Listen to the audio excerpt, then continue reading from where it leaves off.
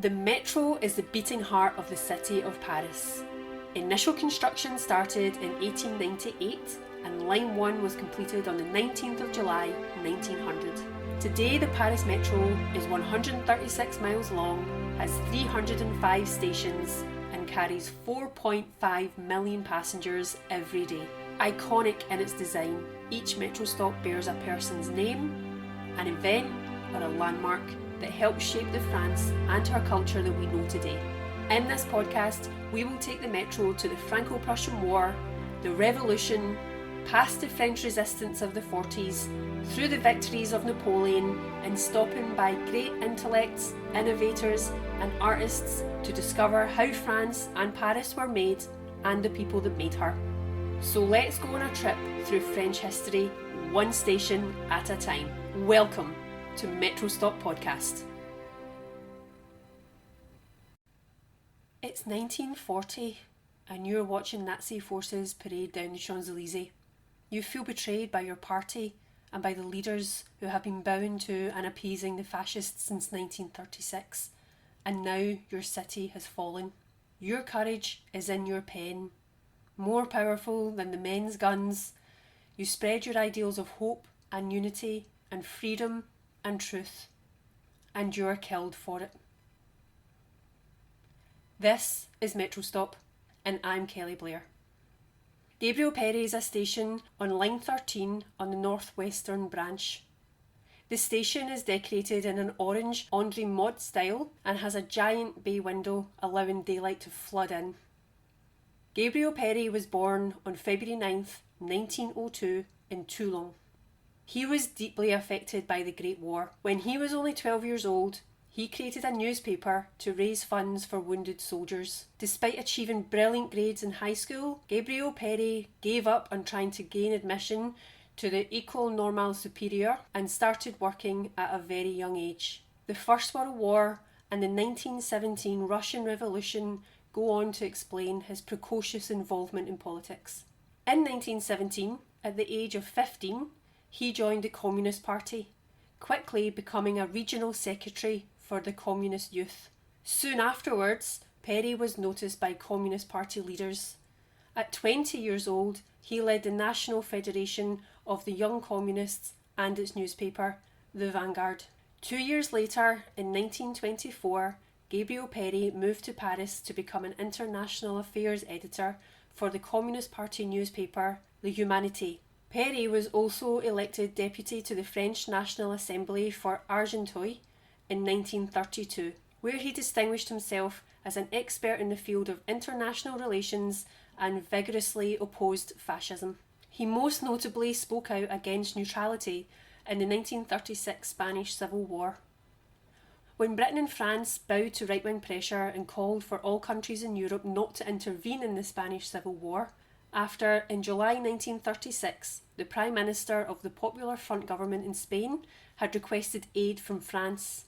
In September 1936, a non-intervention agreement was drawn up and signed by 27 countries, including Germany, Britain, France, the Soviet Union and Italy. It seemed that Spain was left to fight fascism alone. Despite this, many Europeans and communists did cross the border to fight alongside the Spanish Republicans.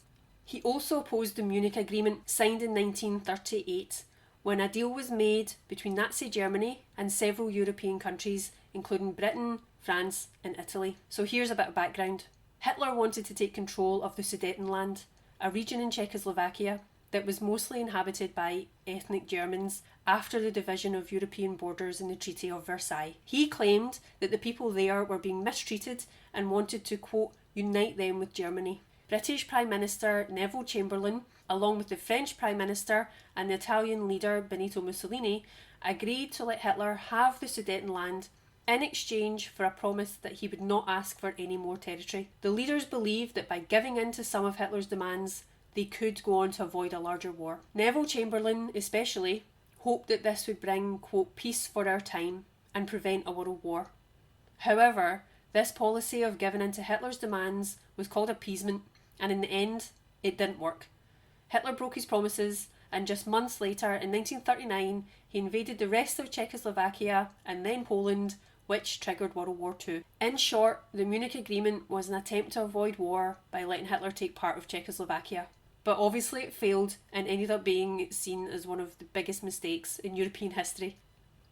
Like the rest of the world, Gabriel was bewildered by news of the Molotov-Ribbentrop Pact in August 1939.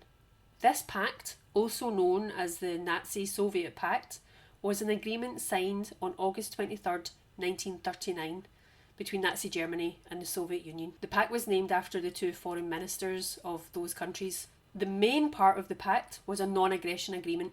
This meant that Hitler and Stalin promised not to attack each other or support any other country that attacked the other. This was surprising because Nazi Germany and the Soviet Union had very different ideologies. Hitler was a fascist who hated communism, and Stalin was a communist. But both leaders had their reasons for signing it. Hitler's reason was that he didn't want to fight a war on two fronts. He was planning to invade Poland, and he didn't want to risk fighting the Soviets in the east while also fighting Britain and France in the west. Stalin's reason was he was worried about Nazi Germany's growing power, and he wanted to buy some time to build up the Soviet military, which was not strong at the time. He also saw this as a way to protect the Soviet Union from Germany for a while. One secret part of the pact divided Eastern Europe into, quote, spheres of influence between the two countries. They agreed that if war broke out, Germany could invade and control Western Poland, while the Soviet Union could take control of Eastern Poland and the Baltic states, Estonia, Latvia and Lithuania. The pact was shocking to the world because it was a temporary alliance between two countries that were expected to be enemies. Just a week after the pact was signed, on September 1st, 1939, Hitler invaded Poland. The Soviet Union invaded the eastern part of Poland on September 17th, 1939, as agreed in the secret part of this pact. In simple terms, the Molotov-Ribbentrop Pact was a deal between Hitler and Stalin to stay out of each other's way for a while, allowing both to focus on other things, and then to divide up Eastern Europe. However, the pact was completely broken in 1941 when Hitler launched an invasion of the Soviet Union known as Operation Barbarossa. Always an independent-minded thinker, Peri was initially prepared to accept the Nazi-Soviet pact as a tactical move by Stalin, but he believed that acceptance of the pact should be combined with a public commitment to national defence. However, after these events and the deals that were made in the last few years, he slowly became aware of the widening gap between his own values and the ideals and those of the Communist Party leaders. The impact of the agreement in 1939 on communists and anti-fascists in Europe cannot be understated. This felt like a betrayal of everything they had been fighting against since 1930. He remained loyal to the party, but was getting disillusioned and did not agree with the swivel and political orientation which was directly opposed to his own patriotic and anti-fascist line. But when war broke out in 1939, the Communist Party was dissolved and the Humanity newspaper that Gabriel worked for was banned from circulation. Peri was one of the rare party officials to remain in Paris when the German army paraded down the Champs-Élysées in 1940.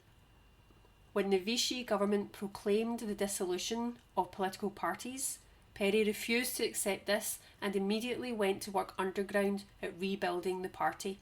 Around the same time, Peri wrote a pamphlet entitled, quote, Nazism was no socialism. In May 1941, Peri was arrested for his resistance activity and sentenced to 5 years of civil rights deprivation and 5 years in prison by a military tribunal in Paris for his participation in the creation of a resistance group and spreading communist propaganda. He was immediately jailed at the Santé, a notorious French prison. A few months later, Peri was transferred to the prison du Cherche-Midi, which had been placed under German control.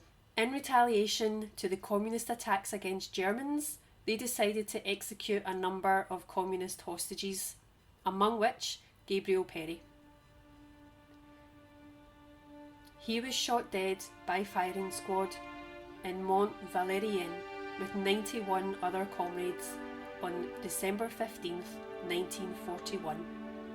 From what I could find, this was probably the same firing squad who killed Pierre Georges' father, Felix.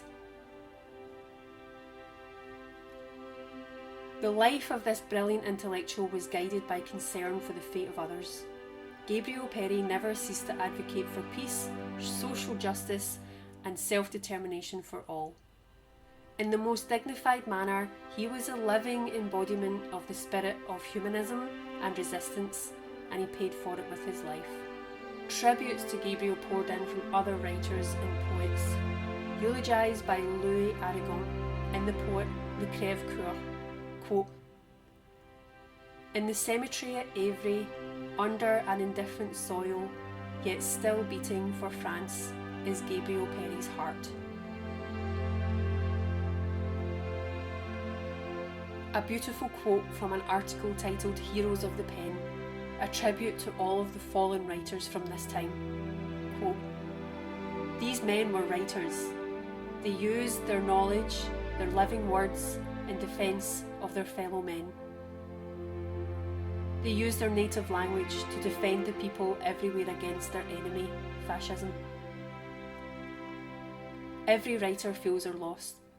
Every honest human being, writer or reader, scholar or illiterate, will feel their loss, even though their names are still unknown to multitudes." This has been Metro Stop.